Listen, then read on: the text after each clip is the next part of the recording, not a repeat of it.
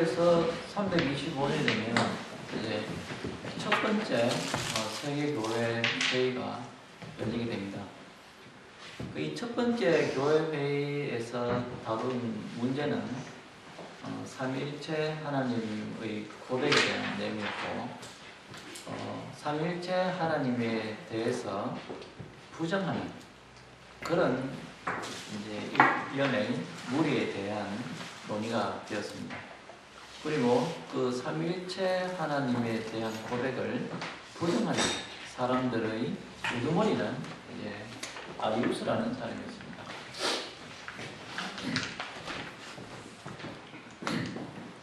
이 아리우스는 성부 하나님과 성자 하나님이 계시면 성부 하나님과 성자 하나님은 다르다고 얘기했습니다. 굳이 우위를 따지자면 성부 하나님이 원래의 하나님이고 성자 하나님은 물론 하나님으로 부를 수 있으나 성부 하나님과는 다르다고 했습니다. 차등이 있다고 생각했습니다. 그래서 성자 예수님은 지음을 받은 존재, 그리고 존재하지 않은 때가 있는 존재, 이런 식으로 표현을 함으로써 이 성자 예수님과 성부 하나님은 차등이 있는 분으로 아리우스는 이해를 했습니다. 왜냐하면 만약에 성부 하나님도 하나님이시고 성자 예수님도 하나님이시면 일신론이 아니라고 생각했습니다. 어떻게 두 분이 하나님이 계시면 그것을 가리켜 한 분 하나님이라고 할 수 있는가? 그래서 아리우스는 그렇게 해서는 우리가 한 분 하나님이라고 부를 수 없다고 생각했습니다. 즉, 오늘 이루어지면 상식적으로 생각을 해서 합리적으로 생각해서 그렇게는 우리가 이해할 수 없다고 생각했던 것이죠. 어떻게 해서 삼위일체 하나님에 대한 이런 수많은 논쟁들이 옛날에 있었을까요? 그 중에 가장 첫 번째 되는 이유가 바로 하나님을 합리적으로 생각하려는 생각 때문입니다. 물론 이 합리적이라는 것은 시대에 따라 다릅니다. 이 상식이라는 것이 어떤 때는 지구가 태양을 도는 것이 상식이고, 어떨 때는 태양이 지구를 도는 것이 상식이고, 또 어떨 때는 신이 존재하는 것이 상식이고, 또 오늘날처럼 신이 존재하지 않는 것이 상식일 때도 있습니다. 그런데 그와 같은 상식을 가지고 하나님을 이해할 때 삼위일체 하나님을 이해할 수 없게 되고, 그래서 결국은 성부 하나님과 성자 예수님은 차등이 있다는 고백을 하게 되었던 것이죠. 그래서 아리우스는 성경적 근거도 제시했습니다. 예를 들면 예수님이 고뇌를 하셨다거나 하나님이 어떻게 고뇌를 하시는가? 고뇌를 하셨는가? 그리고 예수님은 모르는 게 계셨잖아요. 모르는 거. 예를 들면 군중들 가운데 떡을 몇 등이 가지고 계신지 몰랐고, 그리고 또 이 세상의 종말이 언제인가 물었을 때 예수님은 모른다고 하셨고 오직 하나님만 아신다고 하셨고, 그와 같은 구조들을 포함해서 성자 예수님은 성부 하나님과는 다르다는 것을 끊임없이 주장을 했습니다. 그런 합리적인 주장에 많은 사람들이 동조를 하게 됐던 것이죠.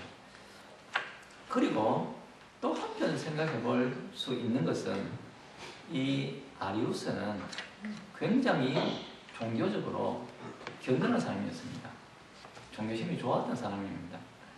아리우스는 박해 때도 살았고 어느 정도 평안할 때도 살았고, 그리고 기독교가 공인이 된 시대도 살았습니다.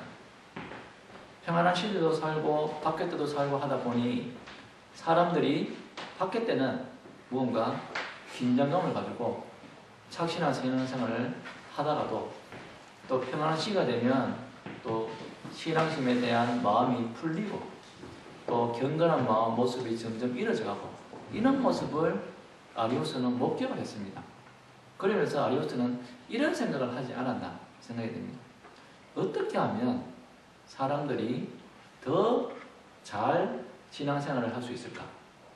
어떻게 하면 더욱더 긴장감을 가지고 신앙생활을 할 수 있을까? 이런 생각을 하지 않았나 생각이 듭니다. 이런 식이죠. 굳이 표현하자면 예를 들어서 이렇게 한번 생각해 봅시다. 성부 하나님은 이렇고 성자 예수님은 이래요. 서로 차등이 있다는 거예요. 그런데 성자 예수님은 원래는 하나님이 아니었지만 예수님이 열심히 신앙생활하고 하나님의 뜻을 행하고 열심히 경건을 생활하다 보니 하여튼 어떻게 생각하니 예수님이 성부 하나님처럼 되셨다는 거예요. 원래는 달랐으나 예수님의 어떠한 그런 경건의 모습 때문에 하나님처럼 되셨다는 거예요. 그러므로 성부 하나님과 성자 예수님은 다르신 분이죠. 차등이 있으신 분이죠. 그런데 이렇게 생각했습니다. 예수님이 열심히 경건 생활을 통해서 하나님처럼 되셨으니 우리도 예수님을 본받아 예수님처럼 그렇게 신앙생활을 하면 우리도 하나님처럼 될 수 있다고 생각했던 것이죠. 예수님을 본받아 우리도 열심히 하자는 것이죠. 좋은 동기입니까? 좋은 동기죠. 좋은 동기입니까? 이런 생각을 아리우스는 했던 것 같아요. 옛날 우리 신앙의 선배들은 신화라는 말을 했었습니다. 신화. 신화라는 말을 사용했습니다. 우리 신앙의 선조들이. 이 신화는 사람이 신화하는 것인데 신으로 변하는 것인데 이것이 어떤 범신론적인 나쁜 개념이 아니라 상당히 우리가 수용할 수 있는 그런 개념입니다. 다시 말하면 신의 성품을 닮아가는 것을 신화라고 우리가 표현할 수 있습니다. 그리고 옛날 선조들은 신화라는 말을 썼는데 아리우스는 이렇게 생각했던 것이죠. 예수님이 하나님 되셨으므로 우리도 예수님을 본받아 신화될 수 있다고 생각했던 것이죠. 아리우스는. 그런데 정반대로 이 아리우스에 반대하면서 이제 정통신앙을 세워나갔던 아타나시우스가 있습니다. 이 시대 아리우스파와 싸웠던 분인데 그 아타나시우스는 반대의 말을 했습니다. 성자 예수님은 하나님이신데 하나님이 인간이 되셨으므로 즉 하나님이 전폭적으로 은혜를 주셨으므로 사람이 신화될 수 있다고 생각했습니다. 아타나시우스는.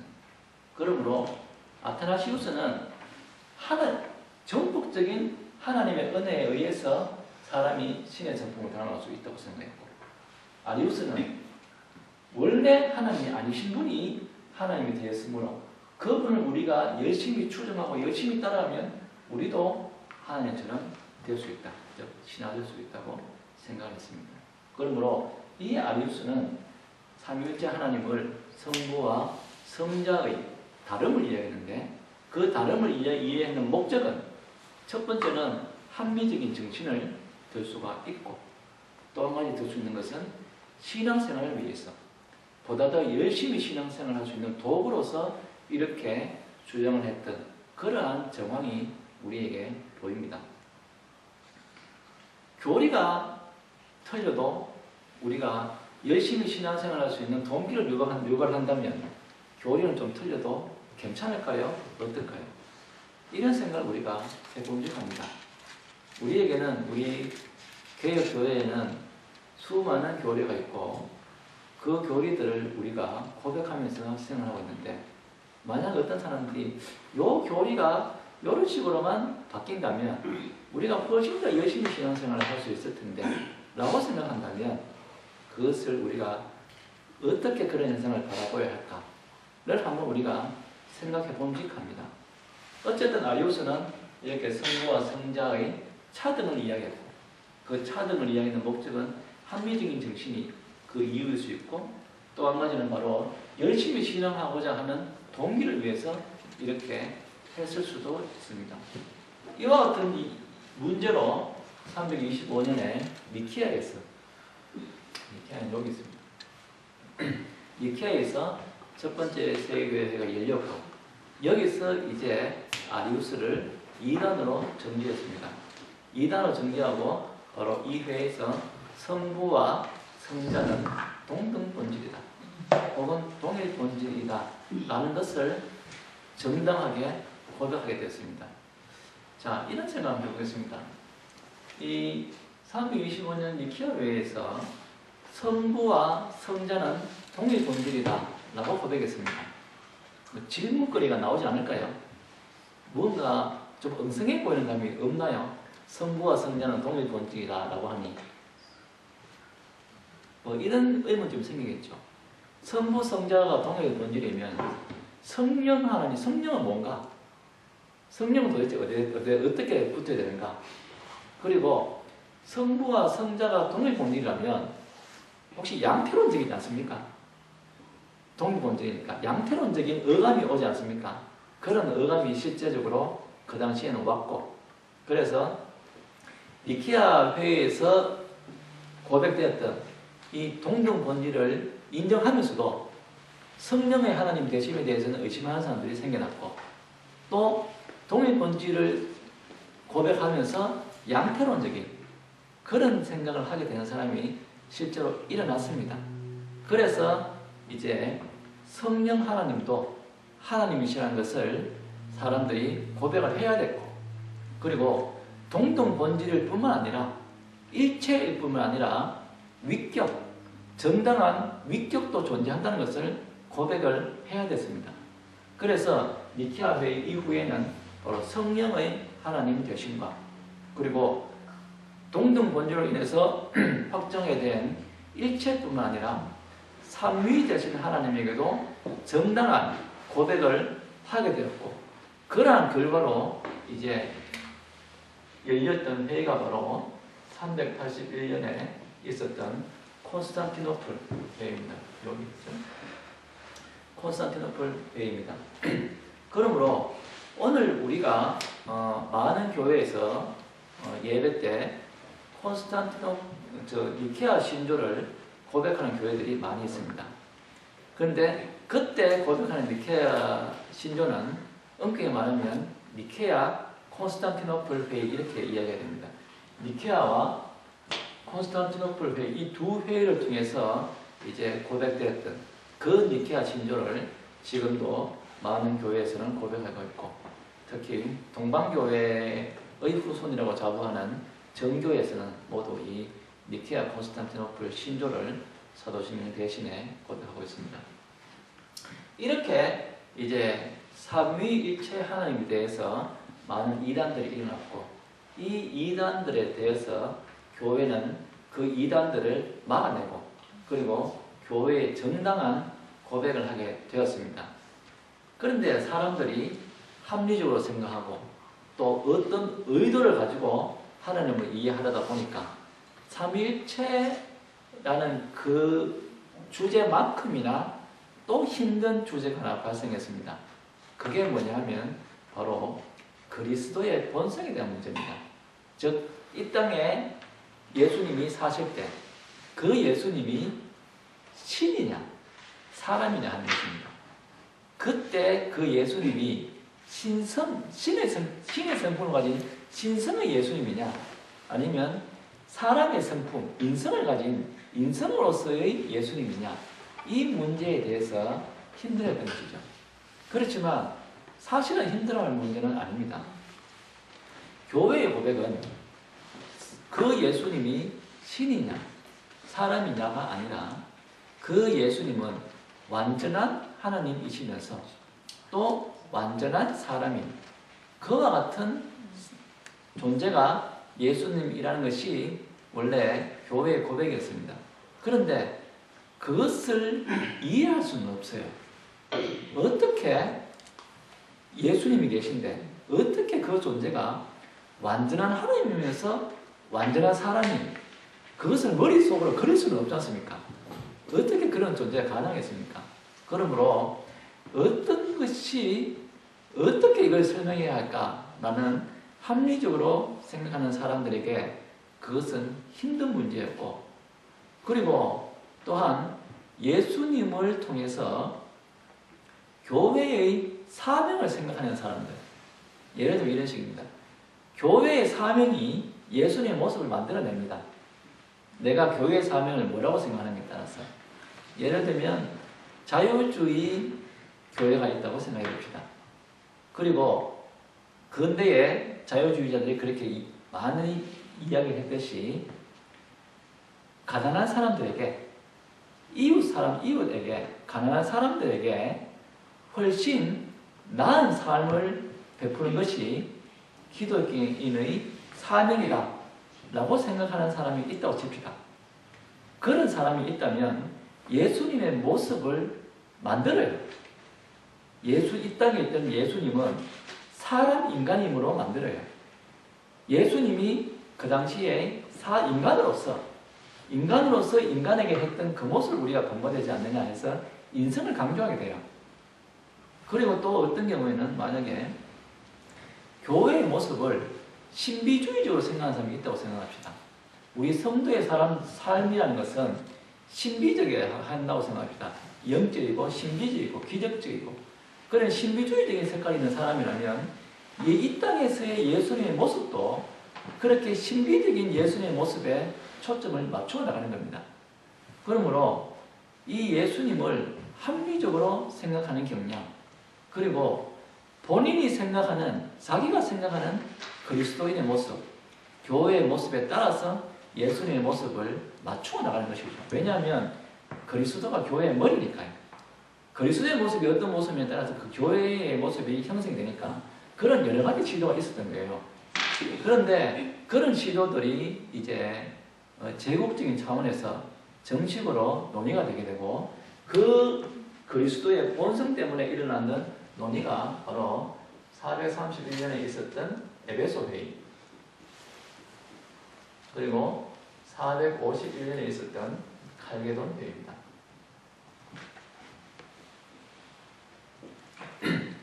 이 에베소 회의에서는 이제 에베소 회의와 이제 이 칼게돈 회의에서 바로 이런 이 그리스도의 본성에 대한 문제가 논의가 되는데, 이 에베소 회의에서 바로 이 네스토리우스라는 사람과 그의 이제 사상이 이단으로 정죄를 받게 됩니다. 그런데 이 네스토리우스의 사상을 우리가 지금 오늘날 사는 우리가 정확하게 파악하기가 상당히 힘이 듭니다. 왜냐하면 네스토리우스의 설교들이 많이 남아있긴 하지만 도대체 그 중에 어떤 모습 때문에, 어떤 것 때문에 그것이 그 당시에 문제가 되어서 이단으로 정죄되었는가 참 말하기가 힘듭니다. 물론 그 당시에는 이 네스토리우스는 그리스도의 신성과 인성이 있으면 인성을 강조하는 측면이 있었다고 합니다. 그래서 이단으로 정죄되었다고 하는데, 구체적으로 어떤 방법으로 인성을 강조했으며 구체적으로 어떤 오를 보면지 우리가 명확하게 알기는 참 난해한데, 그렇지만 굳이 우리가 한번 이해해보자면 이런 식입니다. 네스토리우스는 적어도 완전한 하나님이면서 완전한 사람인 존재는 있을 수 없다고 생각했습니다. 그래서 이런 식으로 한번 생각해 보지 않았을까 싶습니다. 예를 들면 사람인 예수님이 하나님을 품고 있었던 건 아닌가? 만약에 우리가 하나님을 품고 있듯이 사람인 그리스도가 하나님의 성품을 품고 있었던 것은 아닌가? 반대로 이야기하면 하나님이 예수님의 몸을 도구로 사용하지 않았는가? 그러므로 두 분이 되는 게 두 분, 한 분이 아니라 그렇게 생각하지 않았을까? 그렇게 생각했다면 예수님이라는 그 당시의 예수님은 명확한 인성을 가지신 예수님이 아니었을까? 명확한 인성인 예수님이 하나님을 품고 있었으므로, 그리고 하나님의 신성이 그 인성을 도구로 사용했으므로, 그러므로 따로따로인 예수님의 인성과 신성을 따로따로 생각하지 않았을까? 그럼으로써 인성인 예수님을 좀 더 피부로 느낄 수 있게, 좀 더 우리가 인식할 수 있는 예수님으로 만들지 않았을까? 그 정도는 한번 우리가 생각해 볼 수 있습니다. 어쨌든 그러한 이유로 이 에베소 회의에서 이 네스토리우스와 그의 주장이 이단이 되고 이단이 됩니다. 그렇지만 이 네스토리우스를 따르던 사람들은 그 이후에도 끊임없이 번창하고 해서 특히 동방세계로, 페르시아로, 그리고 중국으로까지 그 네스토리우스파 기독교가 전파되게 되고, 그리고 지금도 중동지에 가면 아시리안 처치, 갈레안 처치라고 부르는 이들이 있는데 이들은 주로 네스토리우스의 후예들이라고 자칭한 사람들이 오늘날까지 있습니다. 그리고 이제 칼베돈 회의에서 또 이제 그리스도의 본성에 대한 논의를 하는데 유티케스 같은 사람들인데 이 사람들은 똑같아요. 완전한 하나님에서 완전한 인간, 이것은 이해할 수가 없어요. 그러므로 이때 일어나는 사람들은 그리스도의 신성이 인성을 포함하지 않았을까? 인성이 신성에 포함되지 않았을까? 그러면 신성이 우위예요? 인성이 우위예요? 신성이 우위죠. 그러므로 신성을 중심으로 인성을 이해했던 거예요. 신성을 중심으로. 완전한 신성, 완전한 인성의 연합체가 아니라 신성을 중심으로 해서 인성을 생각했던 거예요. 그래서 이들을 단성론이라고 해요. 단성론. 단성. 그래서 이제 이 칼비도노회에서도 그런 단성론자들이 이단으로 정죄를 당했습니다. 그렇지만 이 단성론자들은 끊임없이 그 이후에도 힘을 발휘해야 됐고 단성론들은 그 이후에도 계속적으로 이 로마에 남아서 이단으로서 그리고 정통교회를 공격한 자들로서 그 위에 끊임없이 남아있게 됩니다. 그러므로 이제 이 네 차례 있었던 회의를 통해서 그리고 이때의 우리 신학의 선조들을 각고의 노력과 신앙심으로 통해서 이제 교회에 그리고 전 세계에 정당한 고백을 선언하게 됩니다. 그것이 바로 삼위일체 하나님에 대한 고백과 그리고 그리스도의 본성에 대한 고백, 완전한 하나님에서 완전한 사람인 그 정당한 고백을 하게 됩니다. 그러므로 이 초대교회에 고대교회에 있었던 이러한 일들은 우리에게 중요한 정신을, 신약교회 정신을 우리에게 물려주고 있는데 그것이 바로 뭐냐면 교회란 정당한 혹은 합당한 고백이 없으면 교회가 존속될 수 없다는 것입니다.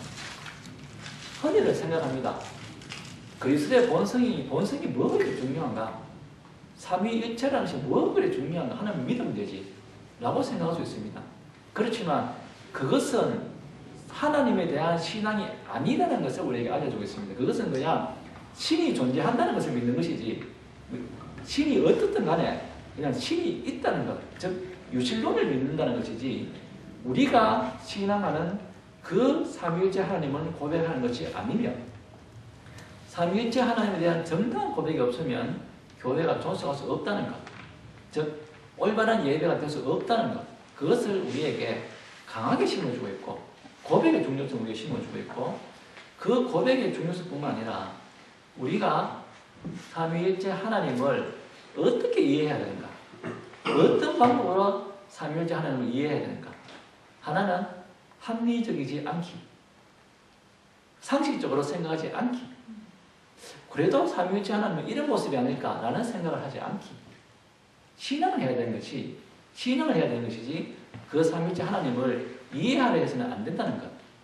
그리고 그 모습을 우리가 만들어내서도 안 된다는 것. 우리가 신앙생활을 잘 하려면 그래도 이런 하나님이어야 되지 않습니까? 그래도 우리가 이 세상에서 역동적으로 살고 성령의 삶을 살려면 그래도 예수님의 모습이 이래야 되지 않습니까? 라고 해서는 안 된다는 것. 오직 성경이 우리에게 보여주는 것을 우리가 고백해야 되고 우리가 생각하기에 이건 좀 불합리하다. 이것은 도저히 이해가 안 된다. 어떻게 저럴 수 있는가? 라는 생각이 들어도 우리는 그것을 믿어야 된다는 것. 그런 가르침을 우리에게 주고 있는 것이죠. 칼빈이 그런 정신을 가졌습니다.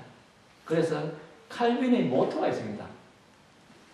후대 사람들에게 전해주고 있는 모토가 그리스도께서 성경이 말씀을 하시면 귀를 기울여라.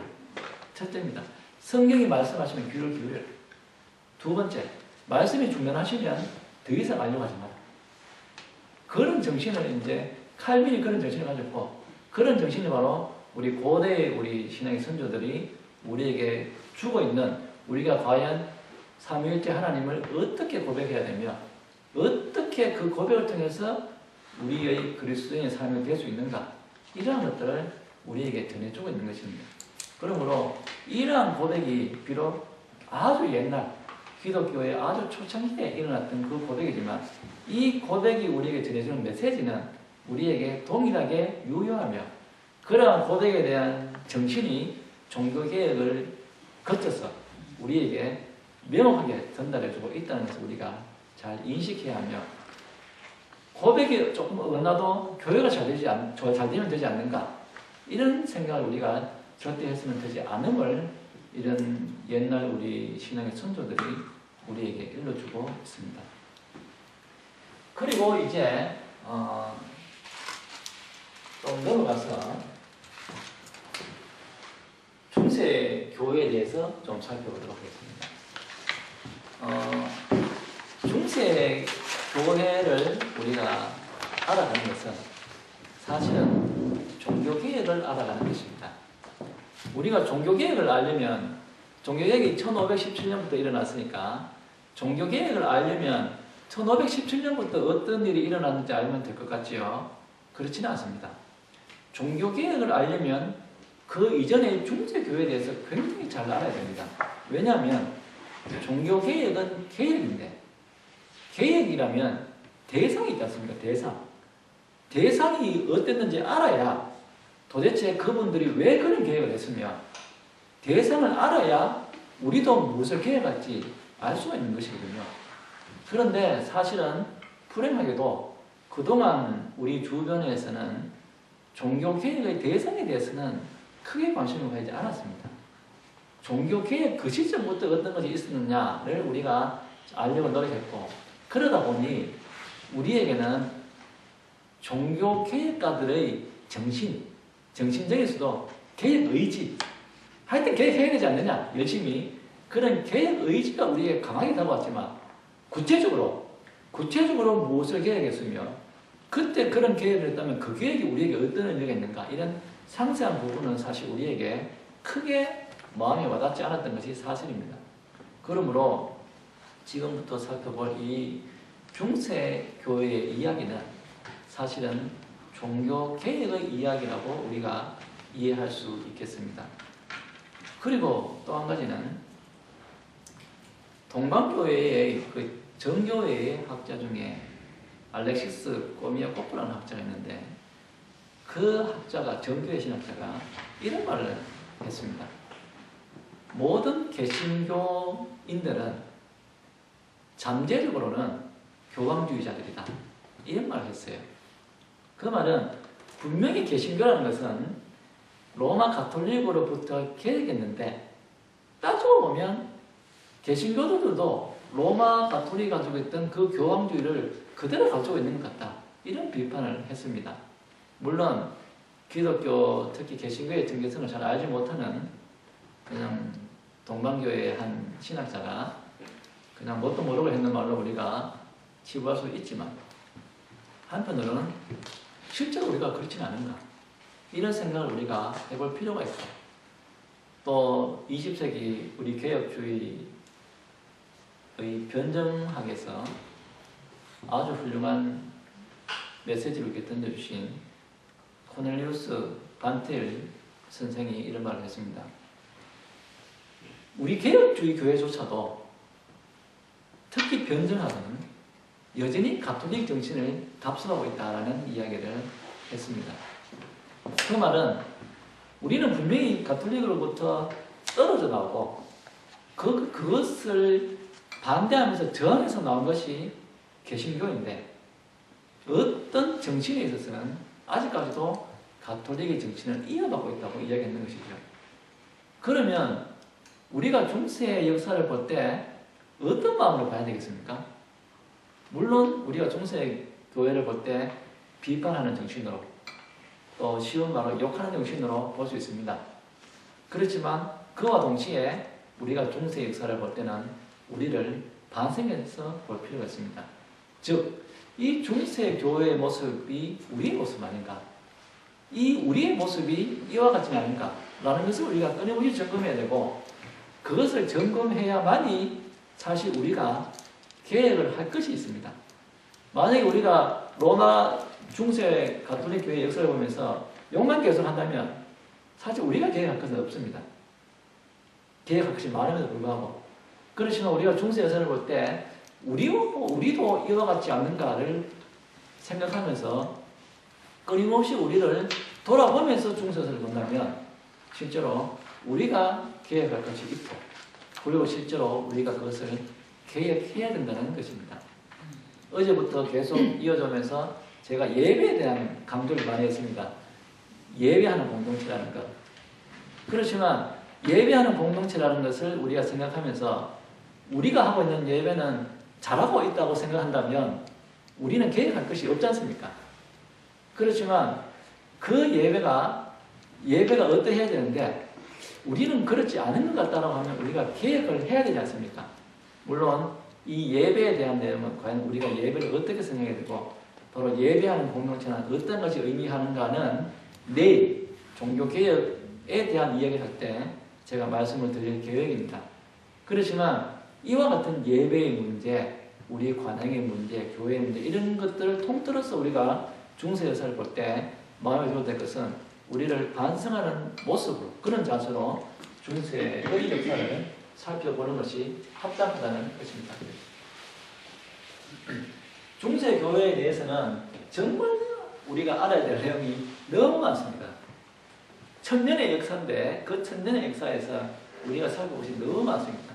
그러므로 지금은 오늘과 또 내일 거쳐서 중세 역사 아주 많은 내용 중에 딱 두 가지 주제를 통해서 중세 역사를 한번 관통해 보고자 합니다. 그 중에 하나는 바로 세상에 대해서 승리를 꿈꾼 교회. 제가 적어놨죠. 세상에 대해서 승리를 꿈꾼 교회. 오늘 살펴볼 내용이고요. 아마 내일 살펴볼 수 있지 않을까 싶은데 내일 살펴볼 내용은 신앙과 이성의 조화를 꿈꾼 교회. 이 두 가지 주제를 통해서 중세 역사를 한번 관통해 보면 과연 우리에게는 그와 같은 가톨릭 요소가 없는가? 있음을 발견한다면 우리 자신이 개혁해야 되지 않는가? 이런 것을 우리가 생각해 볼 수 있겠습니다. 오늘 살펴볼 것은 바로 세상에 대해서 승리를 꿈꾼 교회.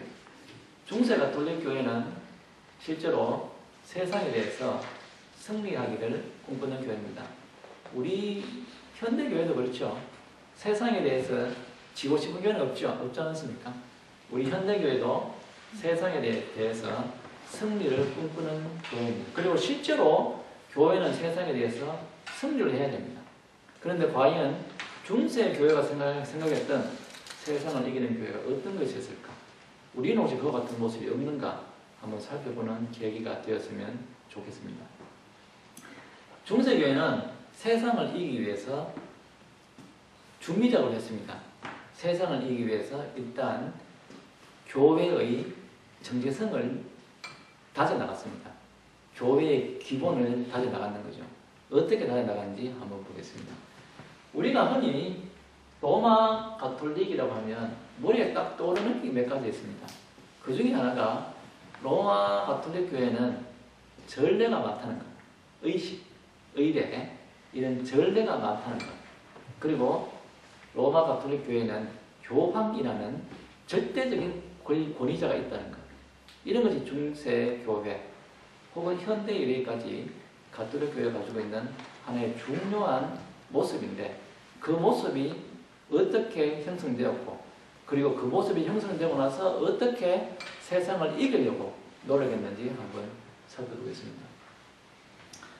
조금 전에 말씀드렸듯이 313년 이전의 교회와 313년 이후의 교회는 정말 많은 차이점이 있습니다. 그 중에 한 가지를 들면 정말 사람이 많아졌다는 겁니다. 기독교인의 숫자가 엄청 많아졌다는 것입니다.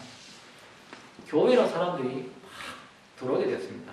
그래서 실제로 교회 건물도 많아지게 되었고 교인의 숫자도 많아지게 됐습니다. 그런데 그와 같은 국가 정책을 모두가 좋아하지는 않았을 겁니다. 그래서 기독교가 국교가 된 이후에도 여전히 기독교가 아닌 로마인들도 있었습니다. 그런 식으로 기독교가 된 것을 좋아하지 않는 로마인들도 있었을 것이고 또한 기독교로 들어오고 나서도 하여튼 사적이 그래가지고 기독교에 되긴 됐는데 내가 되는 게 맞는가? 이 기독교가 옳은 게 맞는가? 이렇게 의심하는 사람들이 굉장히 많았습니다. 그때 교회는 그리고 국가는 어떤 일을 했을까요? 한 가지가 무엇이냐면 로마인과 기독교를 친숙하게 만드는 것입니다. 로마인들에게 기독교라는 것이 그렇게 이상한 것이 아니다. 그렇게 낯선 종교가 아니다는 것을 알려주기 위해서 기독교와 로마가 원래 가지고 있던 로마의 정신과 기독교가 완전히 다른 것은 아니다. 친숙하게 만드는 작업을 했습니다. 예를 들면 이런 겁니다. 이 당시에 예배당을 많이 지었습니다.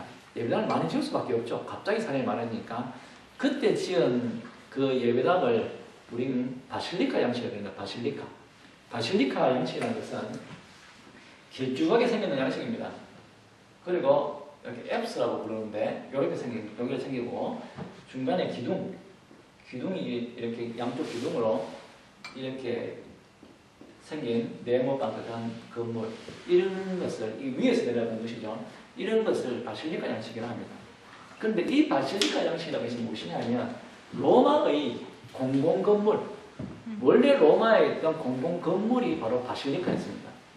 그러므로 예배당을 지을 때도 원래 로마가 가지고 있던 그 건물 그대로 지어서 사람들이 그 예배당에 대해서 크게 이질감을 느끼지 않도록 그냥 익숙하게 하기 위한 이런 노력을 했던 것이죠.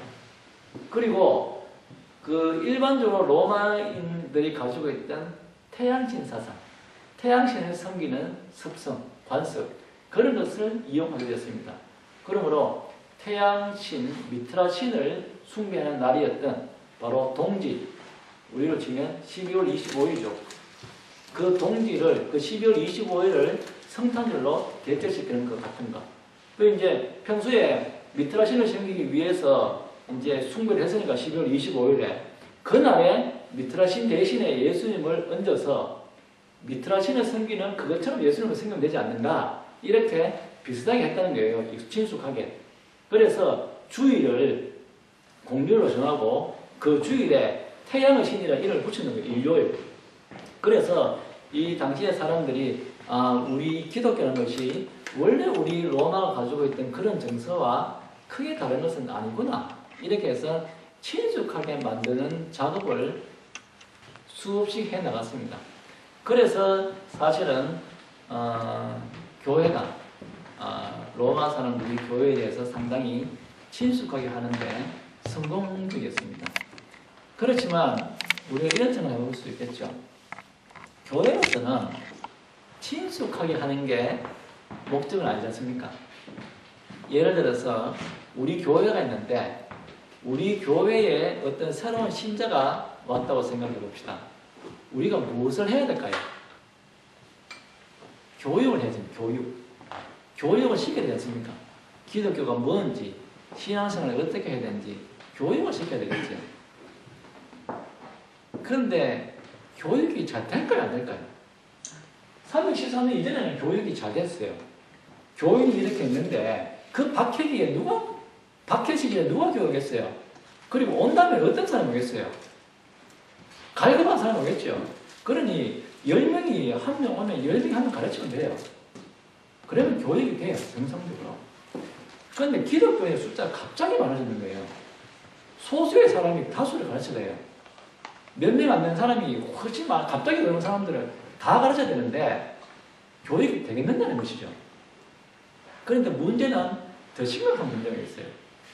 박해기의 교회는 오는 사람이 어떤 마음으로 오냐면 알아야겠다는 마음으로 찾아오는 거예요. 그런 마음에서 오지 않아요. 가면 내가 손해당하는데 내가 왜 가겠어요? 그러므로 박해기에 가는 사람은 귀를 열고 가는 거예요. 듣겠다. 그런데 이후에는 오는 사람들은 물론 그런 사람이 있었겠죠. 그렇지만 어떤 사람들은 국교가 된 이후에는 어떻게 했어요? 국교가 되니까 가는 거예요. 안 가는 것보다는 가는 게 유의니까 가는 거예요. 머리는 안 나도 몸만 가는 거예요. 몸만 가는 사람한테 교육이 되겠습니까? 안 되는 거죠. 들으려고 해야 듣죠. 교육 자체가 안 되는 거예요. 교회 교육이. 그 중에서도 신실한 그리스도인들이 있었겠죠. 어떻게 해서든지 간에 신앙을 전수하고 어떻게든지 간에 잘 가르쳐야 되겠다는 사람이 있었겠죠. 그렇지만 교회는 다른 방법을 생각합니다. 내용을 안 되면 형식으로 하자고 합니다.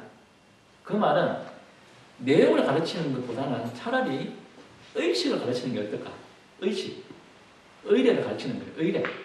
즉 교회에 와서 무엇을 믿고 살길지 하나님이 무엇이고 우리가 지난 바가 무엇이고 그리스도는 어떤 분이시고를 설명하려니 교육이 안 되니 그냥 교회에 와서 이걸 하고 교회에 와서 이걸 하고 의식을 강조하는 거예요. 의식. 그런데 사람이 신기합니다. 의식이, 즉 형식이 내용보다 더 큰 힘을 발휘할 때가 많습니다. 내용을 가르칠 때는 내용이 잘 전달이 안 되는 사람들이 의식을 가르치니 형식을 가르치니 사람들이 내용은 몰라도 가톨릭의 성체성사, 성찬의 성체성사는요. 성체성사에 참여해서 성경이 말하는 성찬이 뭔지를 몰라도 성체성사의 신비함을 느끼고 또 그 성체성사를 진례하는 그 우리가 일반인과 다른 복장을 한 그 사제를 존경하게 되고 또 내가 주기적으로 그 사제에 가서 하여튼 내 죄를 고백하고 또 사순절을 지키고 또 절기를 지키고 이러다 보니 실제로 그리스도인이 무엇인지 기독교인의 정체성이 뭔지 몰라도 일단 몸이 이렇게 왔다 갔다 하니 어느 순간에 아 내가 기독교인이구나 이건 느끼게 되는 거예요. 그래서 이 당시에는 그런 전례를 전하게 되는 거예요. 물론 이런 내용이 진짜 있었는지 역사에는 없습니다. 제가 생각하기 그렇다는 거예요. 어떻게 해서 가톨릭에는 그런 전례가 생겼을까 생각을 하다 보니 제 생각이 그래요. 그래서 생겼을 것 같아요. 사실 우리도 그렇거든요. 우리 교회에서 원칙적이라면 말씀이 가장 힘이 있어야 되겠죠. 말씀이 가장 힘이 있어야 되고 실제로는 말씀이 그 교회의 정체성을 확증하는 거예요. 그렇지만 많은 교회에서 어떻습니까? 말씀을 전해서 교인들이 기독교인의 정체성을 가질 수 있을까? 의심을 하는 거예요. 의심을 하니까 다른 걸 하는 거예요.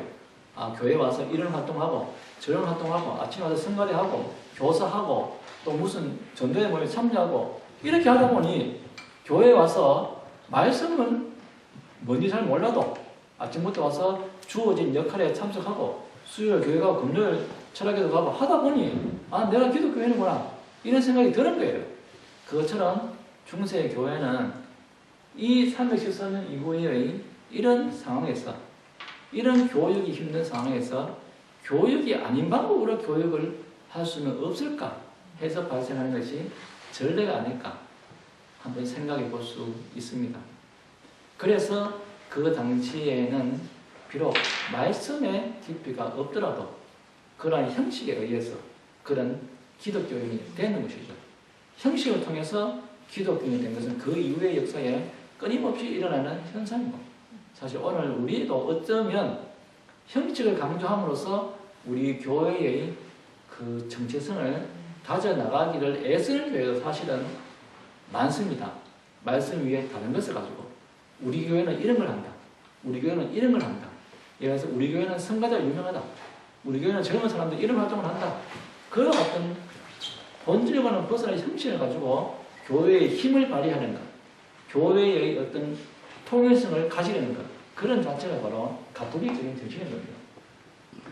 313년 이후에 이렇게 기독교가 공영되었다가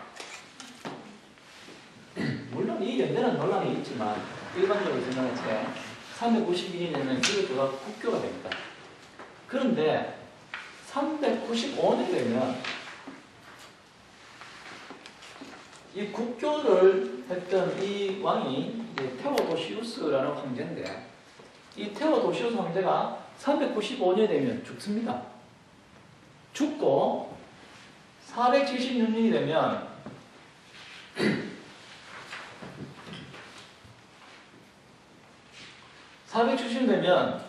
서쪽 로마가 망합니다.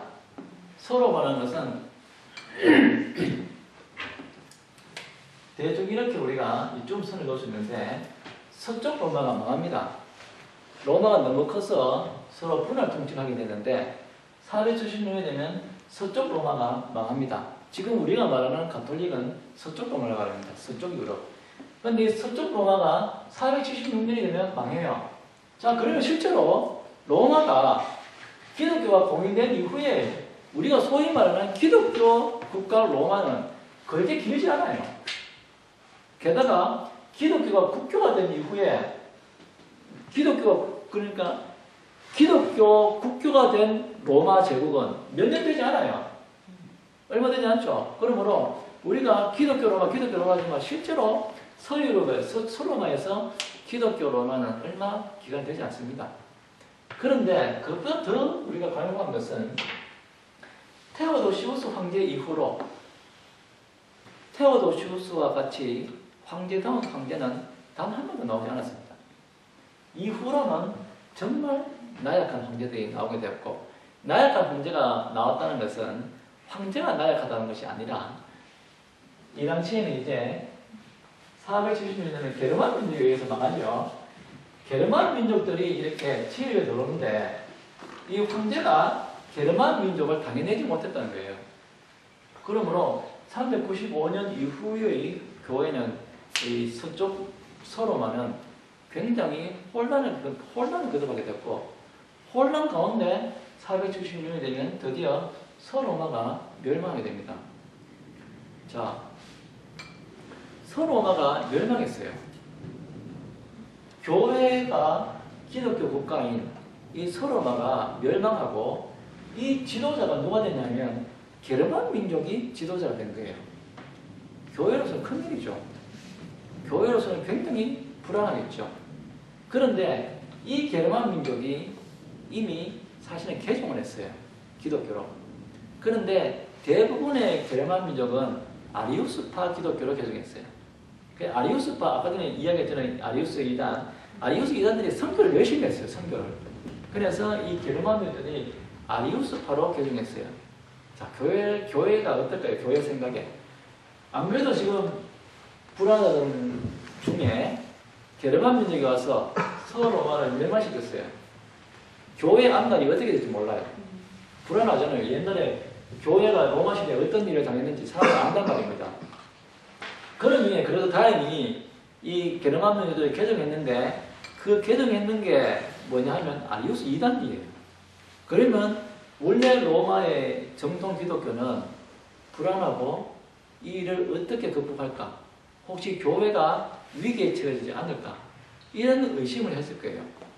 그런 의심을 할 때는 교회가 뭘 해야 될까요? 이 당시에 로마 교회는 그 형식을 더 굳건하게 하지 않았을까요? 그 형식이 지켜주니까. 그래서 이 당시에 그렇게 해서 생겼던 그 전례, 그런 형식, 그 의식이 이런 위기 상황에서 더욱더 강하게 그 의식이 자리를 잡게 됩니다. 그런데 이 처음에는 이 아리우스 이단으로 개종했던 그 많은 게르만 민족들이 또 시간이 지나면 또 이제 정통 기독교를 받아들여요. 정통 기독교화돼요. 그래서 이 서유럽에 있던 많은 그 게르만 민족의 나라들이 이제 기독교 나라가 됩니다. 자, 로마 사람들이 지금 로마 교회가 있는데 게르만 민족이 들어왔는데, 이 게르만 민족의 많은 나라들이 이제 기독교를 개종했어요. 집단 개종이에요. 집단 개종. 한 사람 한 사람 개종하는 게 아니라 지도자 개종하는 거예요. 그래 개종했는데 로마 사람들이 생각하기에 게르만 민족 사람들을 똑똑하다고 생각했을까요? 무식하다고 생각했을까요? 야만적이라고 불렀잖아요.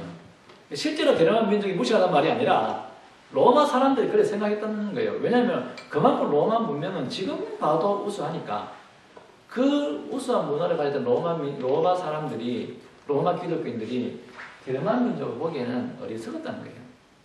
자, 어리석은 게르만 민족에게 로마인들이 깊이 있는 교리를 가르칠까요? 형식을 가르칠까요? 형식을 가르쳤던 거예요.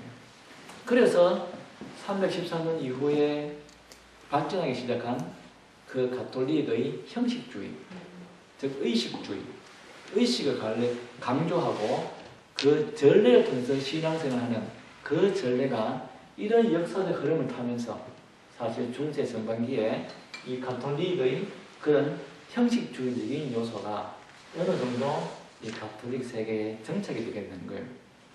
가톨릭으로 봐서는 사실은 가톨릭의 기초가 세워지는 거예요. 튼튼한 기초. 왜냐하면 형식이 그렇게 전파되니까 사람들이 형식을 잘 받아들이게 되고 형식에 잘 참여하게 되고 그러다 보니 어느 누가 봐도 외부에서 보면 가톨릭 교도로서 기독교인으로서 뚜렷한 정체성이 보이고 그러므로 가톨릭을 봐서는 튼튼한 기초가 형성되는 거예요. 내용 없는 형식을 통한 그런 기초가 형성되는 것이죠. 그래서 이 가톨릭은 상당히 넓은 죠. 원래는 서쪽에 로마가 많기 때문에 교회가 위기에 처하지 않을까 이런 염려를 했으나 가톨릭은 오히려 원래 로마를 넘어서 게르만 민족 국가에까지 기독교를 전파했고 그런데 그 기독교의 전파에서 기초를 세운 그 원동력은 뭐냐면 바로 복음의 내용이 아니고 그 형식을 통해서 그 가톨릭의 정체성을 굉장히 튼튼하게 세워나갔던 것이죠. 여기 다윗교회는 이제 개척교회에 속하지만 개척교회 하는 사람, 어떤 교회를 개척할 때 많은 목사님들은 어떤 생각, 우리 교회를 튼튼하게 해야 되는데 빨리 기초를 쌓아야 되는데 어떤 방법으로 기초를 쌓을까요? 사실은 많은 경우에는 형식을 가지고 다른 사람과 다른 어떤 형식을 가지고 복음은 아니지만 하여튼 어떠한 건드려 보이는 요소를 가지고 교회를 빨리 정착시키고 교회를 튼튼하게 하고 다른 사람이 봐도 뭔가 열심히 움직이는 것 같은 그런 교회를 만들려고 하는 그 자체가 바로 중세 가톨릭 교회가 최초에 걸어왔던 그 길이라는 것을 우리가 한번 생각을 해볼 수 있습니다. 그리고 이러한 전례를 통해서 튼튼해졌다면 이제 중세교회는 교황이라는 존재를 통해서 이제 중세교회가 정말 강력한 힘을 발휘를 하게 됩니다. 교황이라는 것은 이런 생각을 해봐야 되겠습니다. 좀 까다로운 수 있지만 중세교회에는 참 많은 철학적인 논쟁들이 있었는데 그 논쟁 중에 하나가 보편 논쟁이라는 것입니다. 들어보셨습니까? 보편 논쟁. 보편 논쟁은 상당히 쉽지 않은 문제이므로 굉장히 간단하게 한번 소개해 보겠습니다. 이 보편 논쟁이라는 것은 보편적인 논쟁이라는 의미에서 보편 논쟁이 아니라 보편이라는 것에 대한 논쟁입니다. 보편에 대한 논쟁. 즉, 보편이라는 것이 존재하느냐, 존재 안 하느냐 이 문제예요. 보편이 존재하느냐 안 하느냐. 보편이라는 것이 실제로 존재하는가 아니면 보편이라는 것은 실제로는 존재하지 않고 그냥 이름만으로 존재하는가. 그래서 보편의 반대는 유명론, 유명.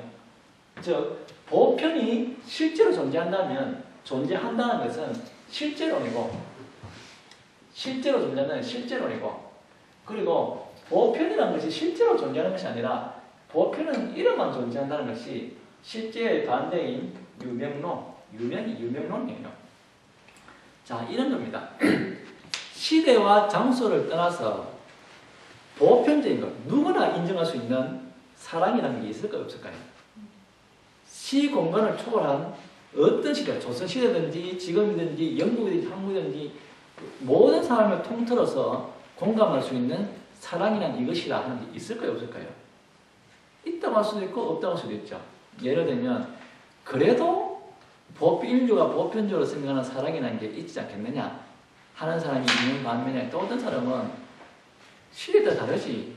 옛날에는 부모 말에 무조건 순종하는 게 사랑이었지만 지금은 그래도 부모의 유익한 말을 해주는 게 사랑이 아니냐 하는 사람이 있을 수 있고 동양에서는 여성들이 남편한테 순종하는 게 사랑이지만 또 서양에서는 여성이 남편한테 할 말을 하는 게 사랑이 아니냐 이런 여러 가지 논리가 가능하겠죠. 그래서 동일한 사건이지만 보편이라는 것이 존재한다고 생각하는 사람이 있고 존재하지 않는다는 사람이 있고 또 그 중간도 있고 이런 문제입니다.